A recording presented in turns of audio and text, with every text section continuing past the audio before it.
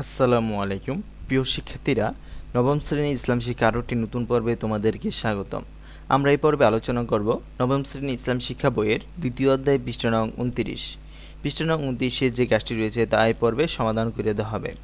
কাজটি হচ্ছে প্রতিবেদন লিখন একক কাজ। একজন ইমানকে যেসব কারণে আমি সম্মান করব।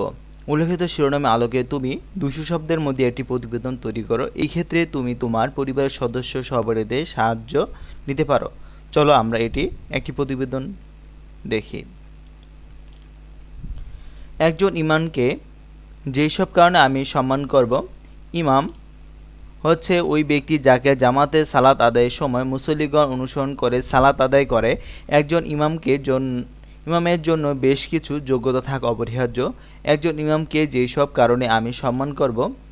প্রথমটি হচ্ছে ইমাম আল্লাহর সত্তার সঙ্গে মানুষকে পরিচয় করিয়ে দেন। ইমাম সালাত পরিচালনা করেন। বিশুদ্ধভাবে কুরআন মাজিদ তেলাওয়াত করতে সক্ষম হওয়ায় নামাজের বিধিবিধান সম্পর্কে পূর্ণ জ্ঞান থাকে। ইমাম নামাজে মাসালে সম্পর্কে সম্যক জ্ঞানের অধিকারী হন। ইমাম মানবতার পথ প্রদর্শক ও সরল পথের দিশারি।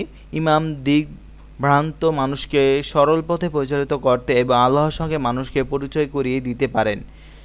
ইমাম মনুষ্যত্ব ও সমাজ নিয়ে চিন্তা ভাবনা করেন। ইমামরা সর্বোচ্চ সম্মান পাওয়ার অধিকার রাখেন। ইমামরা মুসল্লিদের খোঁজ খবর নেন।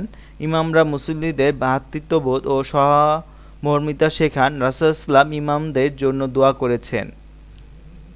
আমরা এই পর্বে ভিডিওতে পৃষ্ঠা নং 29 যে কাজটি রয়েছিল তা সমাধান করে দেওয়া হয়েছে। পরবর্তী ভিডিওতে পৃষ্ঠা নং 31 যে কাজটি রয়েছে তা পরবর্তী ভিডিওতে তা সমাধান করে দেওয়া হবে। ভিডিওটি এই পর্যন্তই। পরবর্তী ভিডিওর জন্য সবাইকে শুভকামনা। আসসালামু আলাইকুম।